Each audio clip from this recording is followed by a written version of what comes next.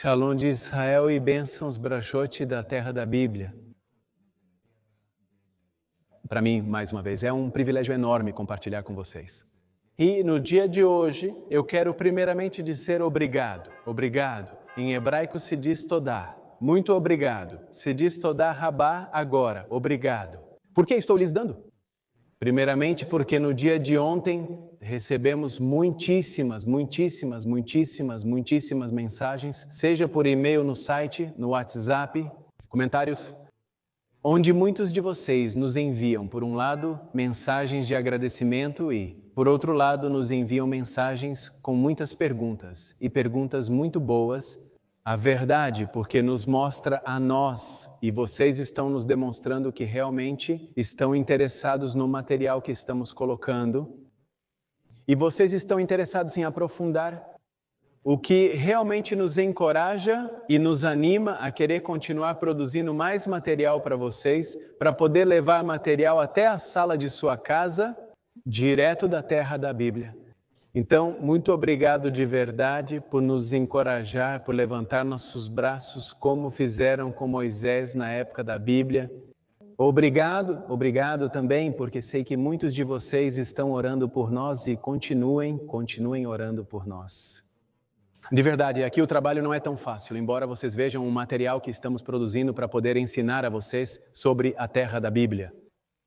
Mas a realidade também é que às vezes a situação aqui fica bastante tensa, bastante complicada, bastante difícil, e mais no ponto de vista espiritual, onde nós temos que estar lá, permanecendo do ponto de vista espiritual, para cumprir com o chamado que Deus nos enviou para fazer aqui, na terra da Bíblia. E também queremos cumprir com este compromisso que também o Senhor nos deu, de levar Israel para a sala de sua casa. Este trabalho se soma ao que já estamos realizando em Israel, não sendo o único. Então, não queremos parar, porque sabemos que é uma bênção e sabemos que o Senhor nos impulsionou a fazer isso para vocês e para que vocês também possam percorrer juntamente conosco neste tempo tão especial a terra da Bíblia. No dia de ontem, nós visitamos o Monte das Oliveiras e hoje nós vamos a um lugar onde o Messias se sentou junto com seus discípulos e participou de uma ceia. Ele esteve no jantar da Páscoa. Agora, há muitíssimas pessoas que ensinam e ensinaram que o Messias não participou do jantar da Páscoa. Porque no exato momento em que estavam sacrificando o cordeiro, ele estava sendo sacrificado ou crucificado na crucificação. Agora, é preciso entender esse ponto de vista a partir do contexto cultural hebreu que é discutido no livro de Êxodo, capítulo 12. E foi de uma tarde a outra tarde, mas também nos diz que na mesma noite o cordeiro era comido. Também nos diz que houve uma data específica, chamada 10 de Nisan. Também nos diz que houve uma data específica, 14 de Nisan. O mês de Aviv também vão encontrar em algumas traduções. Agora, como nós vamos visitar o quarto superior, o cenáculo, não vamos poder aprofundar muito nos detalhes.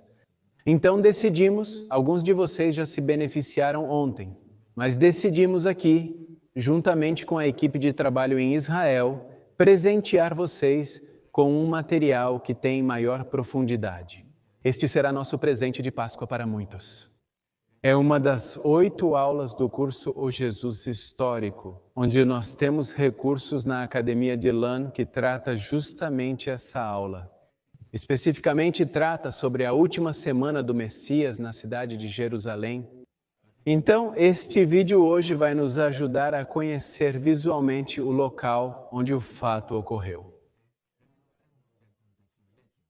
Mas aqueles que querem aprender e ter mais profundidade, então eu os convido a visitar a página da web que está aqui embaixo. Ou seja, vocês que estão na plataforma da página da web, podem simplesmente rolar a página para cima. Vocês vão descobrir que na parte inferior desta seção de vídeos, há outro vídeo. Lá diz que é um vídeo de presente. Esta é uma das aulas do curso Jesus Histórico, a aula número 8, que abordará a última semana do Messias. Agora, eu vou pedir que você não olhe assim tão superficialmente, não olhe assim tão rápido. É uma aula que tem muita informação. Então, aconselho que olhem devagar.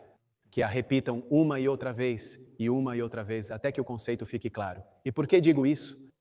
Porque hoje no povo de Israel e o povo judeu está celebrando a Páscoa, uma Páscoa diferente daquela que o Messias celebrou há 2 milênios.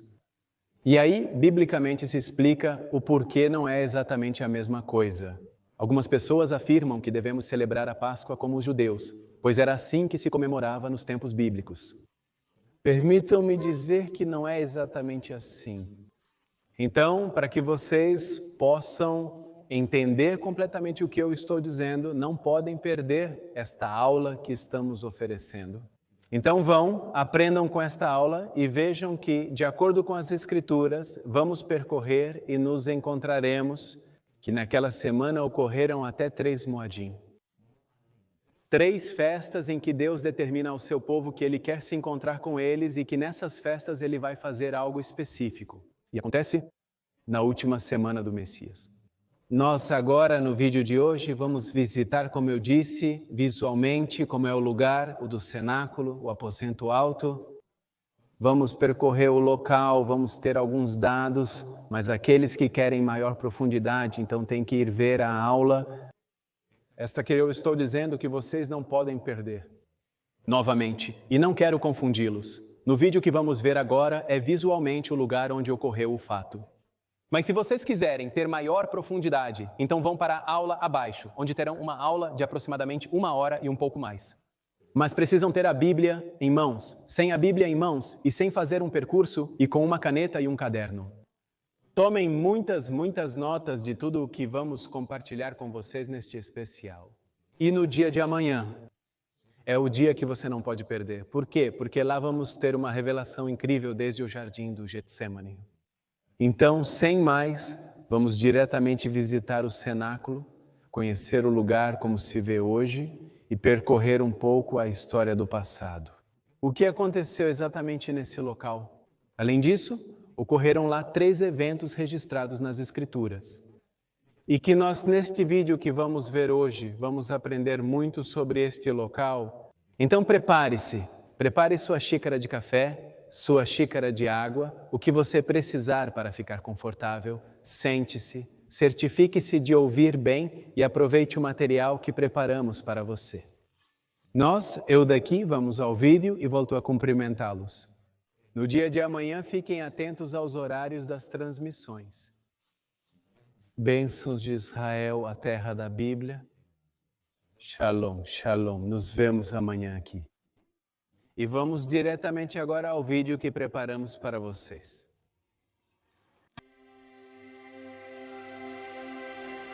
Quero dar as boas-vindas a cada um de vocês que estão entrando juntamente comigo.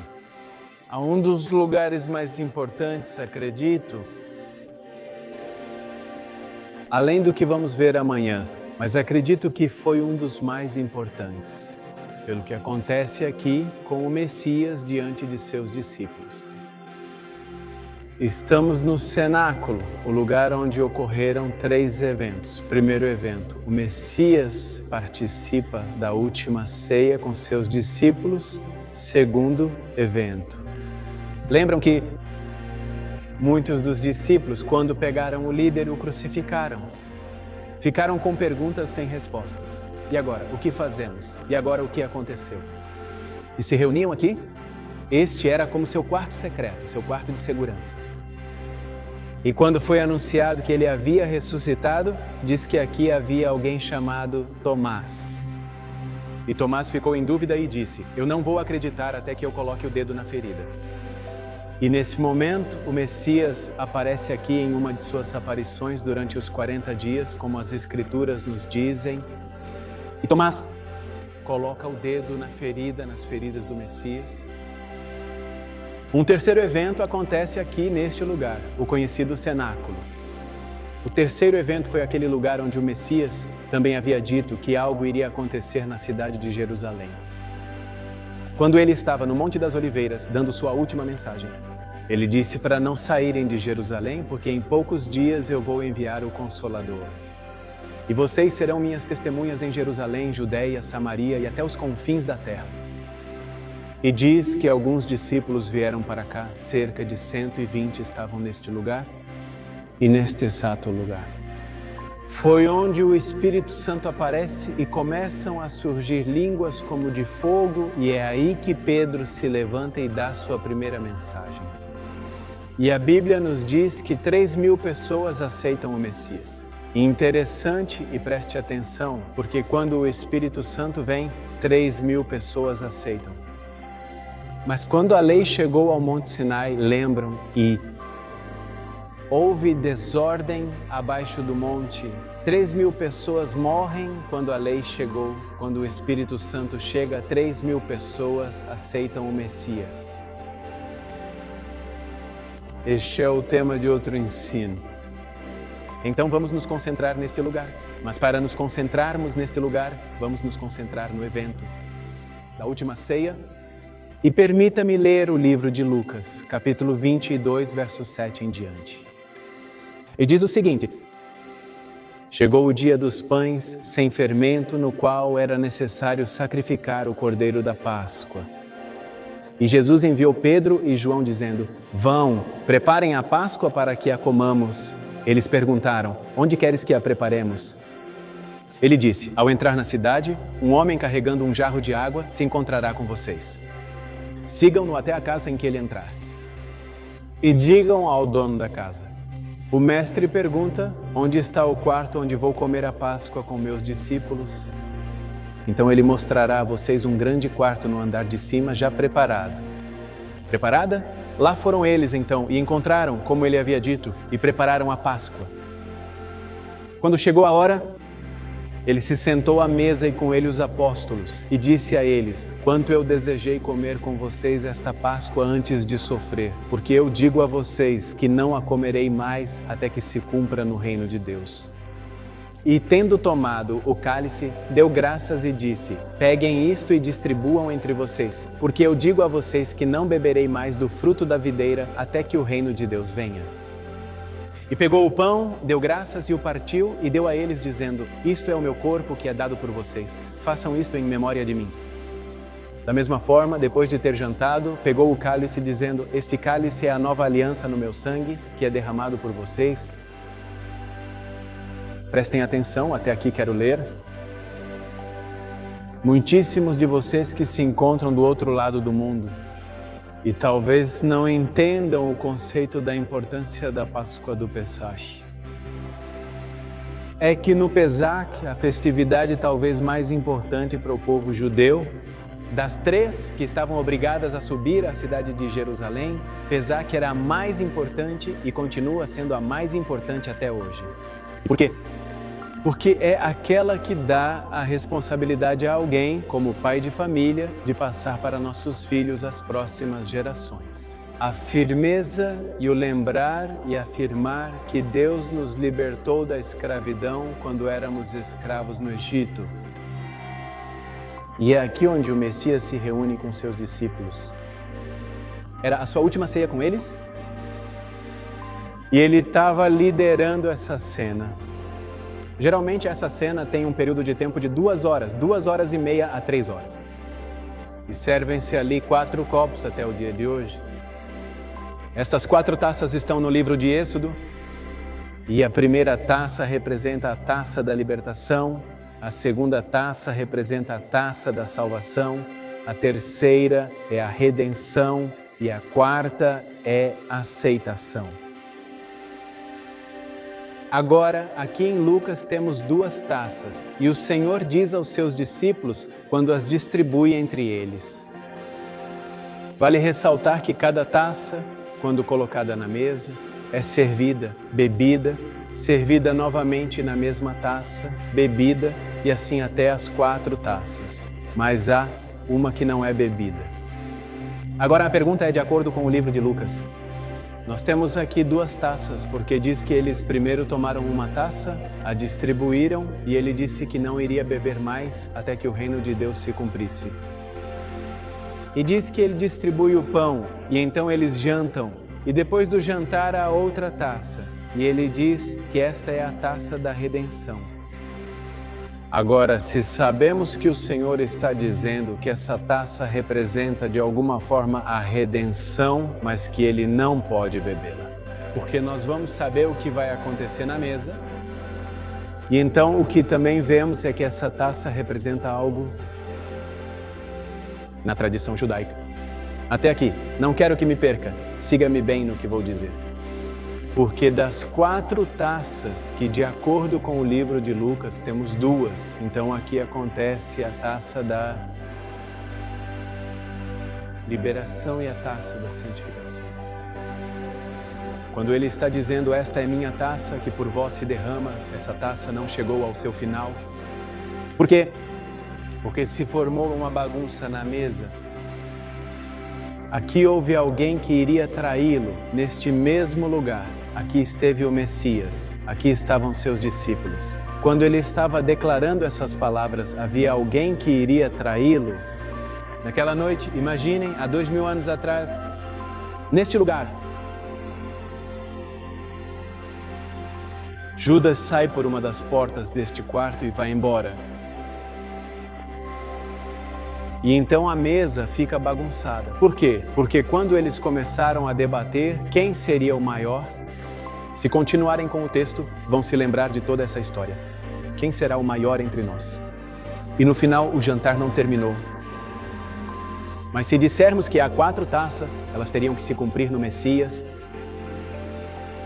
O que aconteceu com as outras 2, se aqui só puderam beber 2, de acordo com o livro de Lucas? Mas nos está faltando a taça da redenção. E a taça da redenção geralmente é servida, mas não é bebida, mas sim derramada sobre a mesa, de acordo com a tradição. O que aconteceu quando ele disse maior que não pôde ser bebida neste lugar, agora isso não quer dizer que essa taça não vá reaparecer. E para isso, você não pode perder o episódio do Horto do Getsemane, porque lá vamos nos encontrar com a taça da redenção e a importância do Horto do Getsemane. Quando o Senhor diz maior que está o quê? Da taça? Não perca o episódio do Jardim do Getsemane, porque vai ser revelador, eu posso te garantir. Mas também nos falta uma 4ª taça. E essa 4ª taça nós vamos ver no Gólgota, que é a taça da aceitação. E você vai vê-la, que o Messias a faz aparecer. E é lá onde ele cumpre as 4 taças de a noite da Páscoa do Pessach, no decorrer da última semana do Messias em Jerusalém. Este quarto, até hoje, continua sendo usado para visitas de turistas, só isso. E ficou como memória do lugar onde uma vez o Messias esteve aqui. Aqui tem outro interessante testemunho, conforme o livro dos Atos, que quando Pedro se levanta e dá a mensagem a toda aquela multidão que estava aqui, ele diz: e o rei Davi está conosco hoje. Abaixo desta construção, muito perto daqui, está o túmulo do rei Davi. Hoje em dia, há muitas dúvidas sobre a autenticidade do túmulo. Alguns aceitam, outros não. Quem a aceita diz que a aceitamos, mas quem não a aceita diz que não podemos aceitá-la. E prestem atenção, por que não podem aceitá-la? Porque se a aceitarem, então terão que reconhecer que o que Pedro disse há 2000 anos atrás era verdade, que era necessário que isso acontecesse. Portanto, muitas pessoas dizem que não é o túmulo do rei, porque então, o que Pedro disse é verdade. Este lugar é um dos lugares onde a última noite de intimidade do Messias com seus discípulos aqui, sua presença se prostrou, aqui esteve o Messias. Ele estava nas últimas horas na cidade ideal, no lugar onde há metros daqui se encontrava o templo. Nos próximos minutos e horas ele seria preso. Esta cena seria para ele o último momento em privado com seus discípulos, porque depois deste tempo não houve mais. Continuaremos explorando este lugar, mas quero deixar esta mensagem para você. Quando Ele vem e bate à porta do seu coração, Ele às vezes nos lembra que está nos dando mais uma oportunidade para sentar conosco à mesa. Não vá ser que essa era a nossa última oportunidade. Não deixe passar a oportunidade dele. Como fez o Juan, se jogar aos pés de seu mestre. Nós não sabemos como era a mesa aqui, se estava nesta direção, se estava nesta direção. Mas sabemos que foi nesta área, sabemos que nesta área estavam 120. Sabemos que neste lugar o Espírito Santo se faz presente pela primeira vez. Naqueles discípulos que tanto ansiavam pelo seu Messias. Vamos continuar explorando este lugar e enquanto exploramos, vou contar um pouco mais sobre como é hoje e o que é hoje. Então me acompanhem, vamos por essa porta e vamos para fora e vamos subir até a parte do telhado. Para que possamos ver o que os discípulos, Pedro e todos aqueles viam quando deram aquela mensagem. Acompanhem-me, vamos para lá. Antes de subirmos, permitam-me dar alguns detalhes sobre este local. Como vocês podem apreciar, aqui há diferentes trabalhos de diferentes anos que este lugar passou ao longo do tempo. Diferentes grupos que vieram e tentaram ficar com este espaço físico, eles foram modificando e restaurando até os dias de hoje. Hoje em dia, esse local está sob a autoridade do Ministério do Turismo de Israel e pertence ao Estado de Israel como patrimônio nacional. Não há aqui nenhuma religião que esteja encarregada deste local, como no resto dos lugares, como por exemplo os franciscanos, que estão encarregados de muitos lugares aqui. Em relação aos locais relacionados com os milagres do Messias, organizações como Terra Santa ou os Guardiões do Templo são aqueles que estão cuidando de diferentes lugares. Aqui, por exemplo, este árvore de oliveira, uma réplica, digamos, de um tronco e algumas folhas, que não é mais do que algo de metal, não é real, é apenas metal. Isto é arame, como vocês podem ver aqui. E isto é cobre, o tronco também é de cobre e as folhas também são de cobre e tudo trabalhado.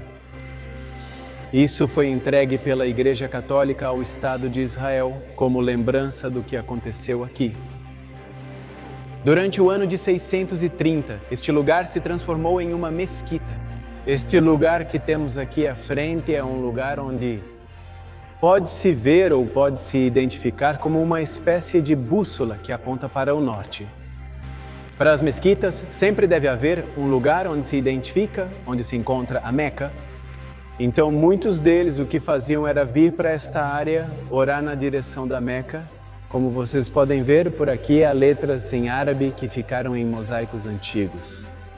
Como também aqui diferentes trabalhos em suas janelas, bem como em relação a, reparem, o tipo de design da época, inclusive também otomano. Agora o teto, como vocês podem observar, o teto data da época dos cruzados, época de 1100 depois do Messias. O que quer dizer que naquela época possivelmente este teto não existia. Ou seja, essa era a área onde Pedro e seus discípulos se encontravam como no teto da casa do lugar. É por isso que as pessoas os ouviam, porque podiam ouvir suas vozes do lado de fora do que eles estavam falando. Maravilhas do Deus de Israel em uma das festas mais importantes para o povo judeu, a festa do Pentecostes. Nós agora, como eu disse, vamos para o terraço deste novo lugar, a partir do telhado.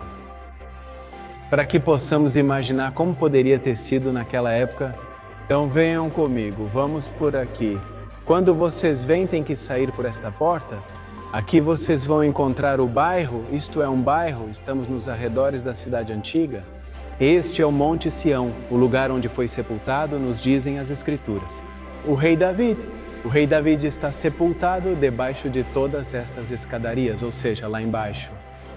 O que vamos fazer é subir até lá em cima, porque quero mostrar algo a vocês. Então temos que subir essas escadas. Vamos com calma. Aqui o que eles colocam, isso para aqueles que não sabem, é uma mezuzá. Isso é o que também representa o livro do Êxodo. Era o que eles tinham que colocar nos umbrais da porta para que o anjo da morte soubesse que ali havia uma família hebraica e que estavam protegidos. É por isso que até hoje tudo o que está escrito no livro de Deuteronômio, num verso do livro de Deuteronômio, está aí dentro desta mezuzá. Isto, como vocês podem observar, é o terraço.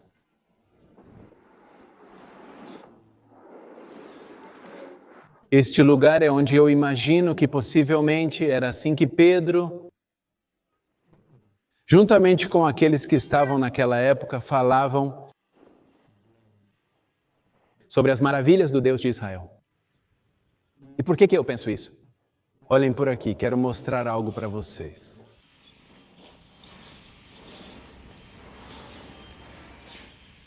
Olhem. Estamos no alto, lá.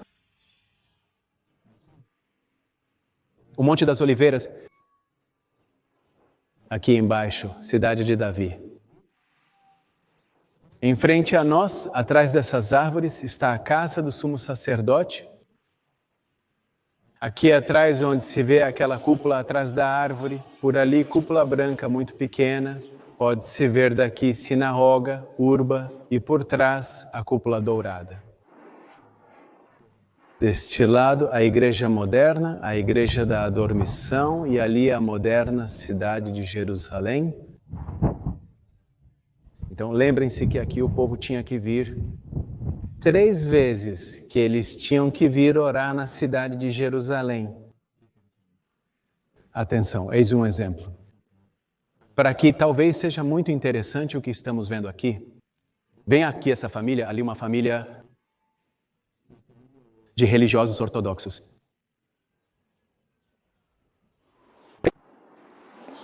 Possivelmente agora eles vão poder estudar as Escrituras. Em um tempo de almoço que eles estão tendo lá. Assim era na época dos discípulos. Vejam que eles estão em cima e embaixo. Como podem ver, há pessoas. Estavam na área do terraço, aparentemente os discípulos. E todos que estavam lá naquela noite, naquela tarde especificamente, estavam neste terraço onde nós estamos agora e temos esta mesma imagem, ignorando todas essas casas. Esqueçam dessas casas, porque nós estamos em uma montanha, isso era o Monte Sião. Provavelmente havia algumas aqui, mas não todas. E então foi aqui onde tanta gente vinha. Por que vinha tanta gente? Porque aqui era o caminho das pessoas, desde o tanque de Siloé, ali embaixo, em direção atrás das árvores, o lugar onde ficava o templo. Então aqui sempre tinha um monte de gente que passava, se movia, e a Bíblia nos diz que era gente que vinha de diferentes partes do mundo, porque vinham para a festa de Pentecostes. E quando em um determinado momento eles dizem, mas como pode ser que estamos ouvindo eles falarem na língua em que nós nascemos? São galileus e o Senhor estava entregando ali o idioma, muitos estavam falando a língua persa. Medos e diferentes que haviam vindo a Jerusalém e estavam falando das maravilhas de Deus. Aqueles que haviam vindo à cidade de Jerusalém eram judeus que viviam em diferentes partes do mundo, mas que vinham ao lugar onde se encontrava o templo para adorar. Então foi aqui onde diretamente o Espírito Santo vem e se manifesta de uma maneira tangível, visível. E podia-se ouvir sua voz adorando a Deus, o verdadeiro Deus e todas aquelas pessoas. 3.000 pessoas aceitam o Senhor pela boca de Pedro. Até hoje sabemos que o Espírito Santo continua trabalhando neste lugar.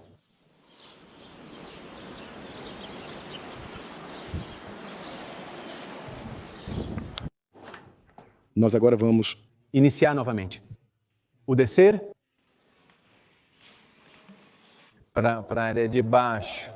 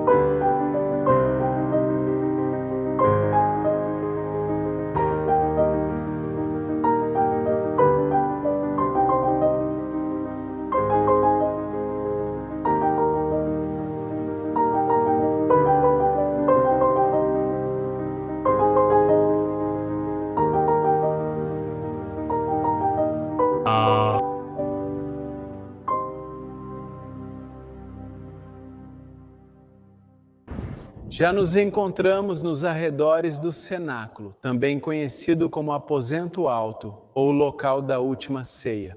Espero que tenhamos conseguido transmitir a vocês a importância da última ceia. E o que o Messias estava realmente celebrando ali era o significado da Páscoa, mas nele mesmo.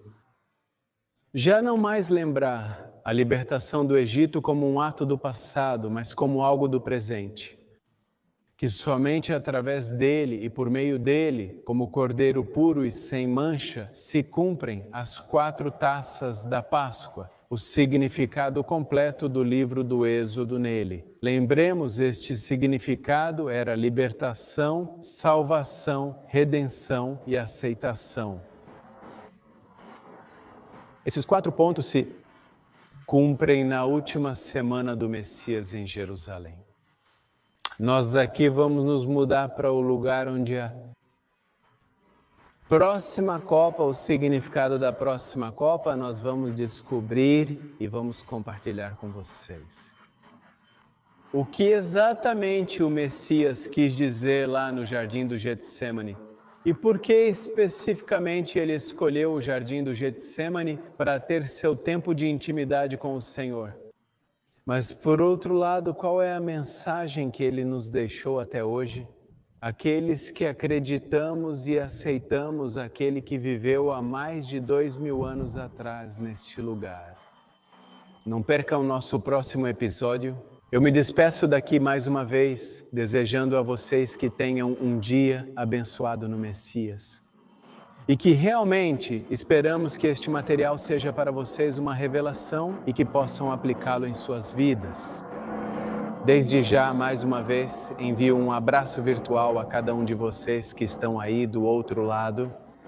E nos vemos no nosso próximo episódio. Daqui vamos nos mover para o Jardim do Getsemane. Nos vemos no nosso próximo episódio. Shalom Ubrajot desde Israel, a terra da Bíblia. Tchau, tchau.